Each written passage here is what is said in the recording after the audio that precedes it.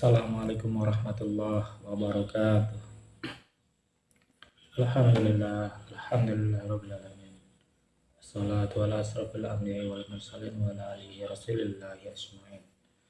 Allahumma shalli ala sayyidina Muhammad wa ala alihi sayyidina Muhammad. Alhamdulillah, hari ini kita membacakan buku dengan judul Sirah Nabawiyah, Perjalanan Hidup Rasul yang Agung Muhammad Sallallahu Alaihi Wasallam dari kelahiran hingga detik-detik terakhir. Bab pertama mengenai letak strategis dunia Arab dan suku-sukunya. Pada hakikatnya, Sirah Nabawiyah merupakan gambaran risalah atau misi yang dibawa oleh Rasulullah Sallallahu Alaihi Wasallam kepada umat manusia untuk mengeluarkan mereka dari kegelapan menuju cahaya, dari ibadah kepada hamba menuju ibadah kepada Allah. Gambaran risalah yang amat menawan dan sempurna ini tidak mungkin dapat dihadirkan kecuali setelah melakukan komparasi antara latar belakang risalah ini, risalah Nabawiyah, dan implikasi-implikasinya. Berangkat dari sinilah kami merasa perlu mengemukakan suatu pasal yang berbicara seputar kaum-kaum Arab dan perkembangannya sebelum Islam, serta tentang situasi dan kondisi saat Nabi Muhammad SAW diutus. Pertama yaitu posisi bangsa Arab. Kata Al-Arab menggambarkan perihal padang pasir Sahara, tanah gundul dan gersang yang tiada air dan tanaman padanya. Sejak periode-periode terdahulu, lafaz Arab ini ditunjukkan kepada Jazirah Arab, sebagaimana ia juga ditunjukkan kepada suatu kaum yang menempati tanah tersebut, lalu mereka menjadikannya sebagai tanah mereka. Jazirah Arab dari arah barat berbatasan dengan Laut Merah dan semenanjung Gurun Sinai. Dari arah timur berbatasan dengan Teluk Arab dan bagian besar dari negeri Irak bagian selatan. Dari arah selatan berbatasan dengan Laut Arab yang merupakan perpanjangan dari Laut Hindia, dan dari arah utara berbatasan dengan wilayah Syam dan sebagian dari negeri Irak. Terlepas dari adanya perbedaan dalam penentuan batasan ini, luasannya diperkirakan antara 1 juta mil persegi hingga 1.300.000 mil persegi. Jazirah Arab memiliki peran yang amat menentukan karena letak alami dan geografisnya. Sedangkan dilihat dari kondisi internalnya, Jazirah Arab hanya dikelilingi padang Sahara dan gurun pasir dari seluruh sisinya. Karena kondisi seperti inilah, Jazirah Arab menjadi benteng yang kokoh, yang seakan tidak memperkenankan kekuatan asing untuk menjajah, mencengkeramkan pengaruh serta wibawa mereka. Oleh karena itu, kita bisa melihat penduduk Jazirah Arab hidup bebas dalam segala urusan semenjak zaman dahulu. Padahal mereka bertetangga dengan dua imperium raksasa saat itu dan tidak mungkin dapat menghadang serangan-serangan mereka andaikan tidak ada benteng pertahanan yang kokoh tersebut. Sedangkan hubungannya dengan dunia luar, Jazirah Arab terletak di antara benua-benua yang sudah dikenal di dalam dunia lama dan menyambung dengannya pada tapal batas daratan dan lautan. Sisi barat lautnya merupakan pintu masuk ke benua Afrika. Arah timur laut merupakan kunci masuk menuju benua Eropa, dan arah timurnya merupakan pintu masuk bagi bangsa-bangsa asing Asia Tengah dan Timur Jauh, terus mencapai ke India dan Cina.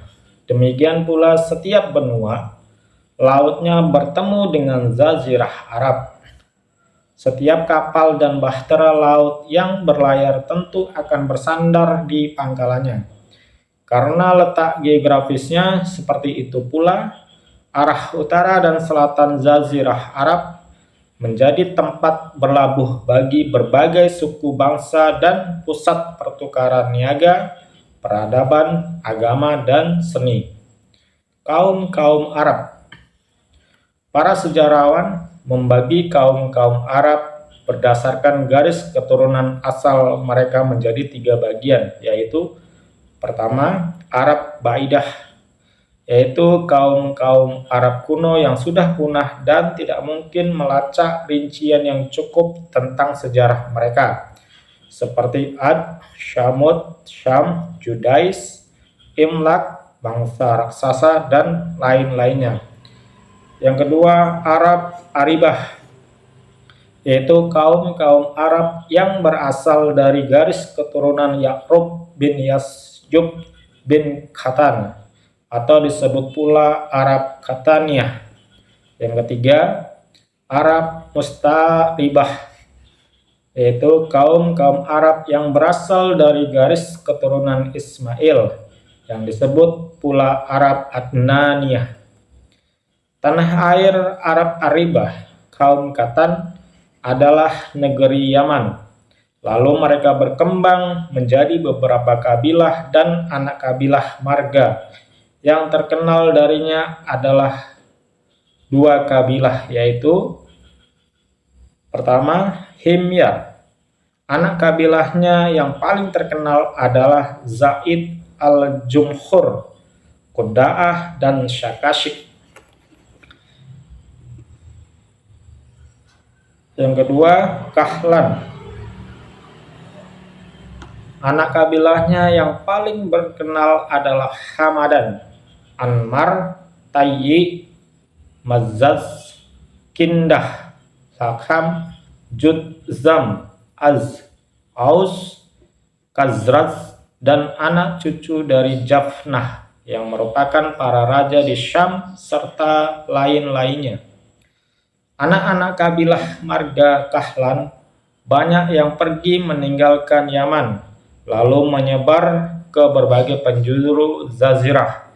Ada yang mengatakan bahwa kepergian mereka terjadi menjelang banjir besar saat mereka mengalami kegagalan dalam perdagangan akibat tekanan dari bangsa Romawi dan dikuasainya jalur perdagangan laut oleh mereka. Dilumpuhkan jalur darat setelah keberhasilan Romawi menguasai Mesir dan Syam. Dalam riwayat lain, dikatakan bahwa kepergian mereka setelah terjadinya banjir besar tersebut merupakan hal yang tidak dapat disangkal, bahwa di samping apa yang telah disebutkan di atas, telah terjadi persaingan antara marga-marga Kahlan dan marga-marga Himyar, yang berujung pada hengkangnya marga-marga Kahlan. Hal ini terbukti bahwa marga-marga Himyar tetap eksis di sana, sedangkan marga-marga Kahlan hengkang dari sana. Marga-marga Kahlan yang meninggalkan Yaman bisa dibagi menjadi 4 golongan. Yang pertama, Az. Mereka meninggalkan Yaman setelah mengikuti pendapat pemuka dan sesepuh mereka, Imran bin Am-Muzaikiyah. Mereka berpindah-pindah di negeri Yaman dan mengirim para pemandu, lalu menempuh arah utara dan timur. Berikut rincian tempat-tempat yang terakhir pernah mereka tinggali setelah perjalanan mereka tersebut. Salaban bin Am dari Al-Az pindah menuju Hijaz, lalu menetap di antara tempat yang bernama Salabiyah dan Zikar. Setelah anaknya dewasa dan kekuasaannya menguat, dia beranjak menuju Madinah, menetap dan bertempat tinggal di sana. Di antara anak keturunan Salabah ini adalah Aus dan Khazraj, yaitu 2 orang anak dari Haritsah bin Salabah. Di antara keturunan mereka tersebut ada yang berpindah dan menetap di kawasan Hijaz, yaitu Haritsah bin Amr, dialah Khuza'ah, dan anak keturunannya, hingga kemudian singgah di Mar Az-Zahran, lalu menguasai tanah suci dan mendiami Makkah, serta mengekstradisi penduduk aslinya suku-suku Zurhum. Sedangkan Imran bin Am singgah di Oman, lalu menetap di sana bersama anak-anak keturunannya, yaitu Az-Oman, kabilah-kabilah lainnya, yaitu kabilah-kabilah Nash bin Al-Az, menetap di Tuhamah. Mereka ini lebih dikenal dengan nama Az-Zanu'ah. Jafnah bin Am berangkat menuju ke wilayah Syam dan menetap di sana bersama anak keturunannya. Dialah bapak para raja Al-Ghasasinah. Kata Al-Ghasasinah tersebut merupakan sumber air di Hijaz yang dikenal dengan nama Ghassan. Sebelum pindah ke wilayah Syam, mereka ini pernah singgah di sana terlebih dahulu. Yang kedua, Lak dan Judzam. Mereka pindah ke bagian timur dan utara. Di kalangan Lam ini terdapat seorang yang bernama Nas bin Rabi'ah. Dia adalah bapak raja-raja Al-Munazzirah di Hirah. Yang ketiga, Bani Tayyi. Setelah perjalanan yang dilakukan oleh Az, mereka pindah ke arah utara hingga singgah di kawah dua bukit, Aja dan Salma, dan akhirnya tinggal di sana sehingga kedua gunung tersebut itu kemudian dikenal dengan nama dua gunung Tayyi. Yang keempat, Kindah. Mereka singgah di Bahrain, kemudian mereka terpaksa meninggalkannya dan singgah di Hadramaut. Agaknya mereka mengalami cobaan yang sama seperti ketika berada di Bahrain. Mereka kemudian mampir di Najz. Di sana mereka membentuk pemerintahan besar dan diperhitungkan, namun pemerintahan itu sedemikian cepat tumbang tanpa meninggalkan bekas sedikit pun. Ada lagi satu kabilah dari suku Himyar, yaitu Huda'ah.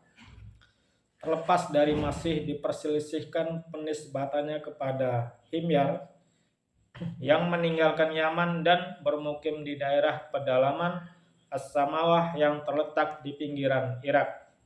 Adapun Arab Al-Mustaribah, nenek moyang mereka yang tertua adalah Ibrahim alaihissalam yang berasal dari negeri Irak, dari sebuah kota yang disebut Ur. Kota ini terletak di tepi barat sungai Eufrat, berdekatan dengan Kufah. Penggalian-penggalian dan pengoboran yang telah dilakukan para arkeolog telah mengungkap secara rinci latar belakang kota ini dan keluarga besar Nabi Ibrahim alaihissalam serta kondisi religius dan sosial yang ada di negeri itu. Sebagaimana diketahui, Ibrahim alaihissalam telah berhijrah dari sana menuju Haran atau Harran. Setelah itu menuju ke Palestina yang kemudian beliau jadikan sebagai markas dakwah beliau. Beliau banyak melakukan perjalanan ke pelosok negeri ini dan selainnya. Beliau pernah sekali mengunjungi Mesir. Fir'aun, sebutan bagi penguasa Mesir atau sering disebut Ramses, kala itu berupaya untuk memperdaya dan berniat buruk terhadap istri beliau, Sarah. Namun Allah membalas tipu dayanya dan menjadikannya senjata makan tuan.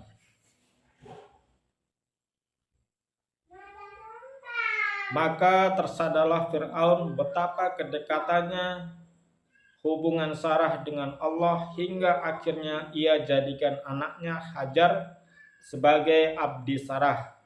Hal itu dia lakukan sebagai ungkapan pengakuannya terhadap keutamaan Sarah. Kemudian dia Hajar dikawinkan oleh Sarah dengan Ibrahim alaihissalam.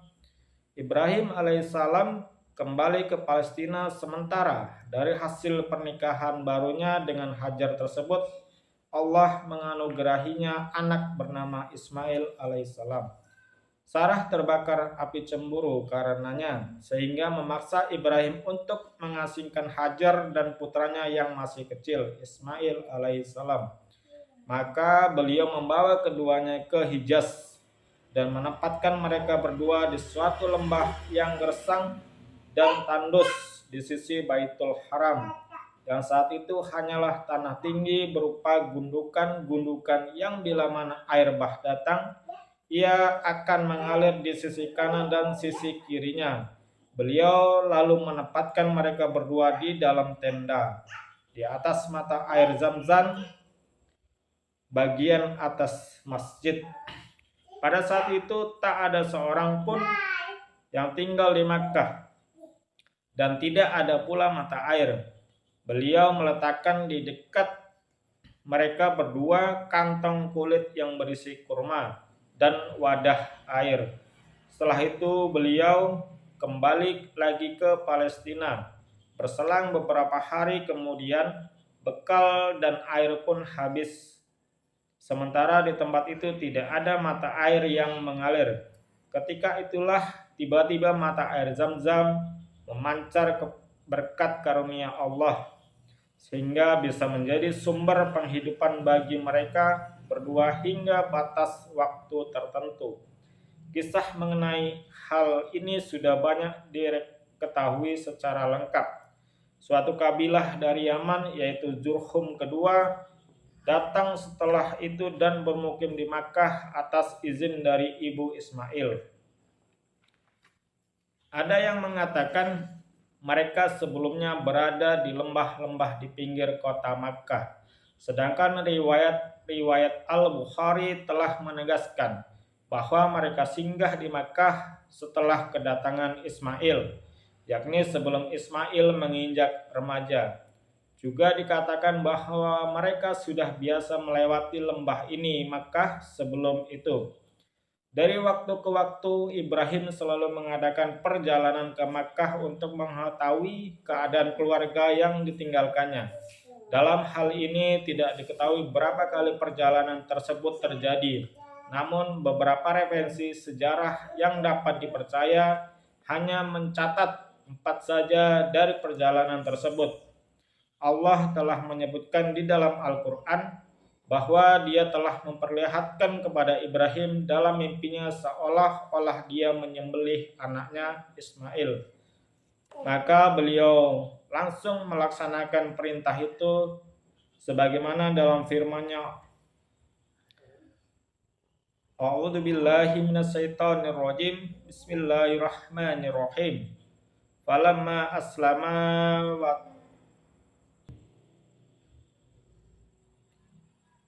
wa nadainahu ayya Ibrahim qad saddaqta ar-ru'ya innaka zalika nazzil muhsinin inna hadza lahuwal bala'ul mubin wa fadainahu bizibhin azim, yang artinya tatkala keduanya telah berserah diri dan Ibrahim membaringkan anaknya atas pelipisnya, nyatalah kesabaran keduanya, dan kami panggillah dia, wahai Ibrahim, sesungguhnya kamu telah membenarkan mimpi itu, sesungguhnya demikian kami memberi balasan kepada orang-orang yang berbuat baik.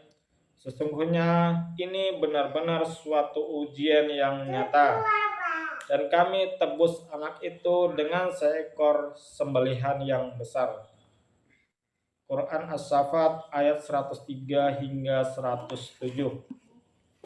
Disebutkan di dalam perjanjian lama kitab Kejadian bahwa umur Ismail lebih tua 13 tahun dari Ishak.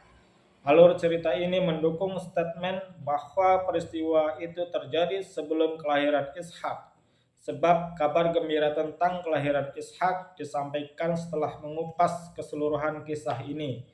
Minimal, kisah ini mengandung satu kali perjalanan sebelum Ismail menginjak remaja, sedangkan 3 kisah lainnya telah diriwayatkan oleh Imam Al-Bukhari secara panjang dan lebar. Dari Ibnu Abbas secara marfu, ringkasnya, ketika Ismail menginjak remaja dan telah belajar bahasa Arab dari kabilah Jurhum serta membuat mereka tertarik kepadanya, mereka kemudian mengawinkannya dengan salah seorang wanita dari suku mereka. Setelah itu, ibu Ismail pun meninggal dunia. Suatu saat muncul keinginan Ibrahim untuk menengok keluarga yang ditinggalkannya dan datanglah ia setelah pernikahan tersebut. Namun beliau tidak menjumpai Ismail, lalu bertanya kepada istrinya perihal suaminya, Ismail, dan kondisi mereka berdua. Istri Ismail mengeluhkan kehidupan mereka yang serba sulit. Ibrahim menitip pesan kepadanya untuk mengatakan kepada Ismail supaya mengganti palang pintu rumahnya. Setelah diberitahu, Ismail mengerti maksud pesan ayahnya. Dia pun menceraikan istrinya dan menikah lagi dengan wanita lain.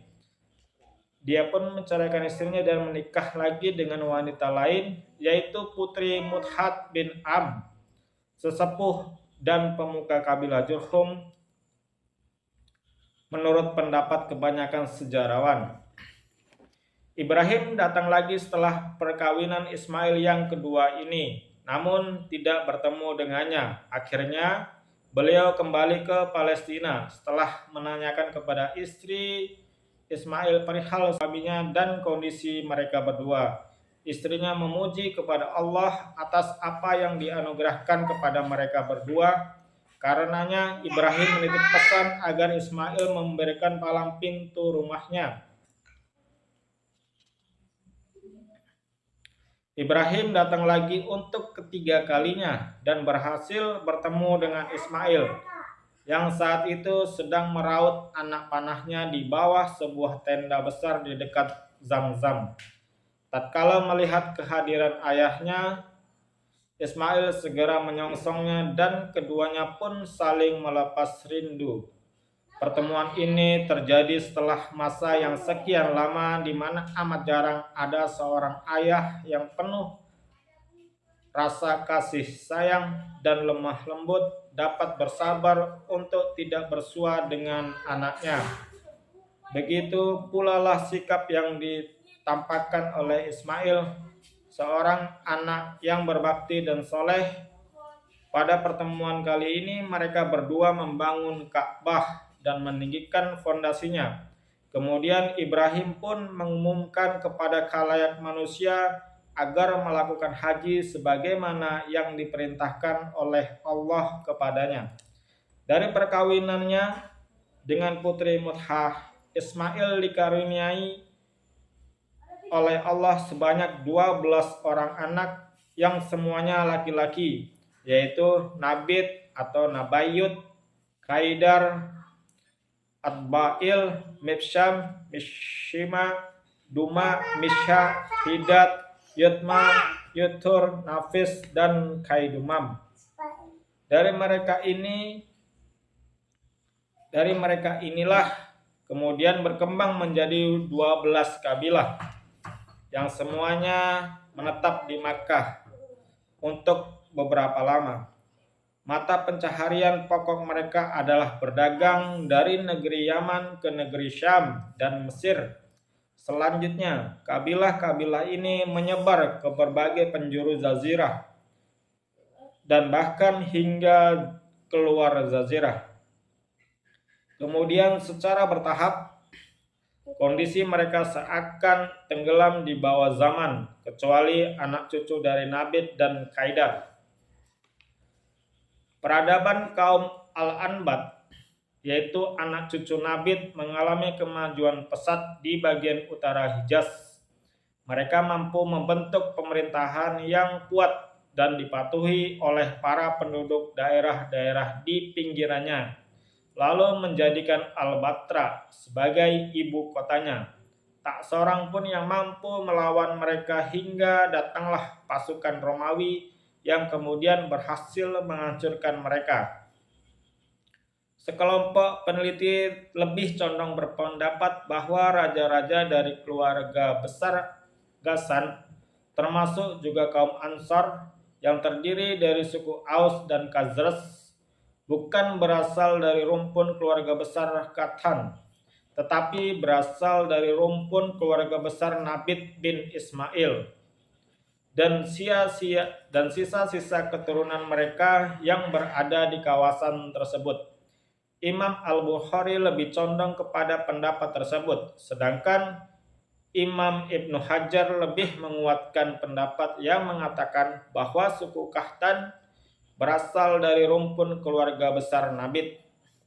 Adapun anak keturunan Qaidar bin Ismail masih menetap di Makkah, beranak pinak di sana hingga lahirlah darinya Adnan dan anaknya Mad.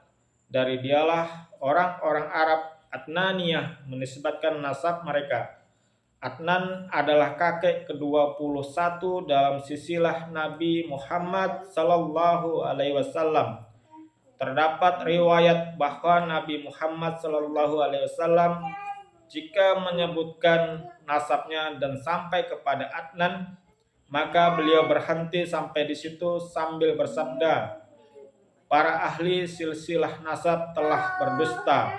Lalu beliau tidak melanjutkannya. Segolongan ulama berpendapat bolehnya melanjutkan nasab di atas Adnan dan menganggap lemah mendaifkan hadis yang disinggung di atas. Menurut mereka, berdasarkan penelitian yang detail, sesungguhnya antara Adnan dan Ibrahim alaihissalam terdapat 40 generasi.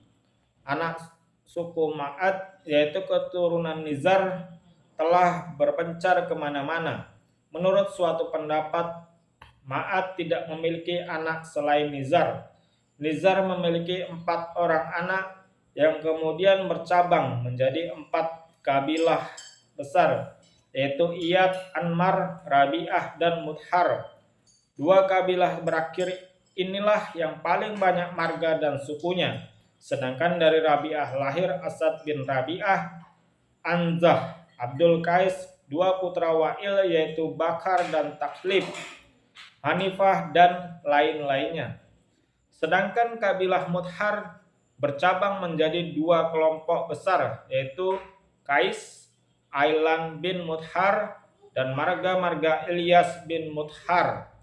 Dari Qais, Ailan muncul Bani Sulaim, Bani Hawazin, dan Bani Ghatafan. Kemudian dari Ghatafan muncul Abs, Zubyan, Asyija, dan Gani bin Ashur.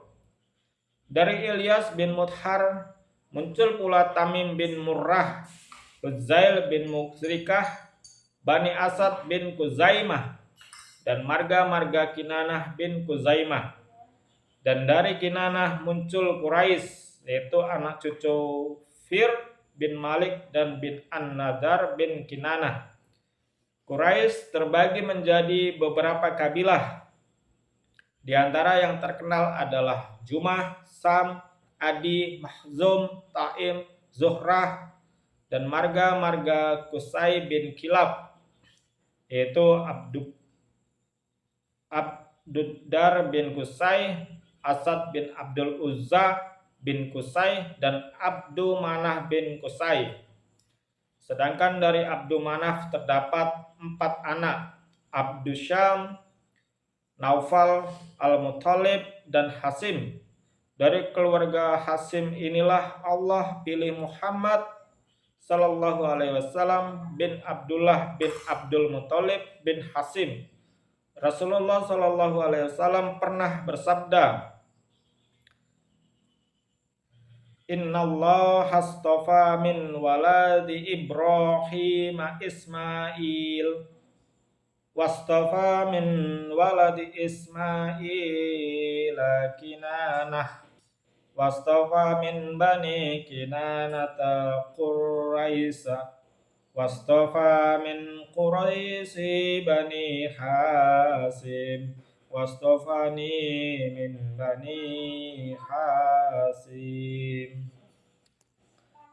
Sesungguhnya Allah telah memilih Ismail dari anak cucu Ibrahim, memilih Kinanah dari anak cucu Ismail, memilih Quraisy dari anak cucu Bani Kinanah, memilih Bani Hasim dari keturunan Quraisy, dan memilihku dari keturunan Bani Hasim.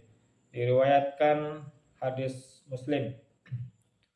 Dari Al-Abbas bin Abdul Muthalib, dia berkata, Rasulullah Shallallahu Alaihi Wasallam bersabda, Innallaha khalaqal khalqa faj'alani min khairi firaqihim wa khairil fariqain summa takhayyarul qabail faj'alani min khairil qabilah summa takhayyarul buyuta faj'alani min khairi buyutihim fa ana khairuhum nafsan wa khairuhum baita.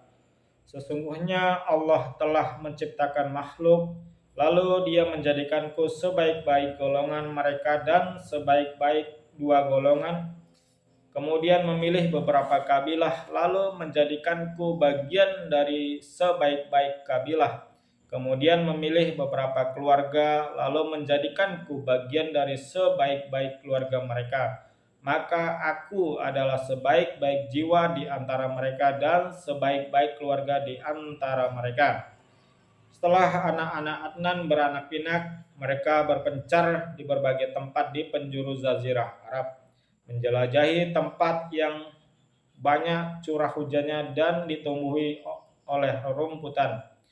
Abdul Qais dan marga-marga Bakar bin Wa'il serta marga-marga Tamim pindah ke Bahrain dan menetap di sana.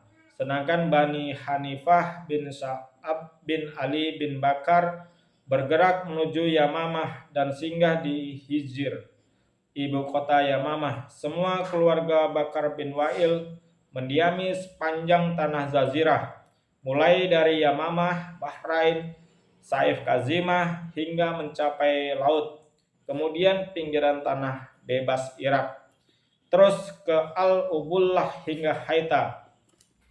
Tablik Takhlib menetap di Jazirah di dekat kawasan Eufrat. Di antara terdapat marga-marga yang pernah menjadi tetangga kabilah Bakar, sedangkan Bani Tamim menetap di daerah pedalaman Basrah. Bani Sulaim menetap dekat Madinah dari lembah Wadi Al-Qura hingga ke Khaybar. Terus bagian timur Madinah mencapai batas dua bukit hingga berakhir di kawasan perbukitan Harah.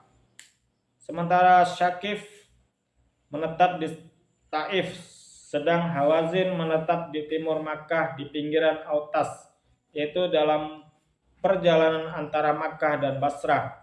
Dan Bani Asad berdomisili di sebelah timur Taima dan sebelah barat Kufah. Di antara tempat domisili mereka dengan Taima adalah perkampungan Budkhur dari suku Tayyi, sedangkan jarak antara mereka dan Kufah sejauh perjalanan 5 hari. Ada lagi suku Zubyan yang bermukim di dekat Taima menuju arah Hauran. Di Tihamah tersisa beberapa marga Kinanah, sedangkan di Makkah tinggal marga-marga Quraisy. Mereka hidup bercerai-berai tanpa ada sesuatu yang menyatukan mereka hingga muncul Qusay bin Kilab. Dialah yang pertama kali menyatukan mereka dan membentuk satu komunitas yang bisa mengangkat kedudukan dan martabat mereka.